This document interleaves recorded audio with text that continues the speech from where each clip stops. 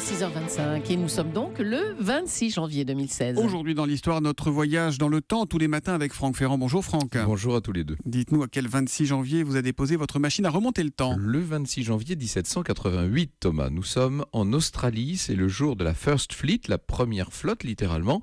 En fait, celui où les premiers immigrants européens ont posé le pied sur le sol australien. Mais 1788, on connaissait l'Australie depuis longtemps, non Franck? Oui et non, on en repérait les côtes depuis le XVIIe siècle. Certains explorateurs s'y étaient aventurés, certains marchands aussi, pour voir s'il n'y aurait pas là quelques ressources à exploiter. Mais il faut quand même se replacer dans le contexte de l'époque. Gagner les côtes australiennes, ce n'était pas de tourpeau. Et puis une fois que vous étiez sur place, tout était à faire. Et après tout, l'Australie reste une île, même si c'est une île gigantesque. Alors que viennent faire ces premiers migrants? Alors, ils sont envoyés de Grande-Bretagne, ce sont ce qu'on appelle des convicts, des délinquants si vous préférez. Pas de dangereux criminels, mais des voleurs, des escrocs, des malfrats.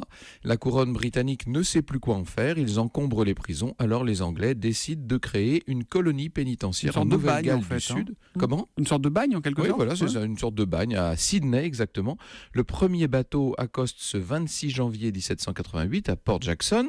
C'est d'ailleurs pourquoi ce jour est fête nationale en Australie. Aujourd'hui, les Australiens qui se lèvent bien plus tôt que nous sont en congé, suivront des centaines de convicts entre cette date et 1870. Il y en a eu 170 000 en tout. Et quand ils ont purgé leur peine, vous imaginez bien qu'ils ne gaspillent pas leur fonds pour rentrer en Angleterre. Ils restent sur place. Les Australiens actuels sont donc les descendants directs de tous ces malfrats. Et ils ont colonisé l'île. Oui, et sans épargner, bien entendu, les centaines de milliers d'aborigènes qui étaient déjà présents.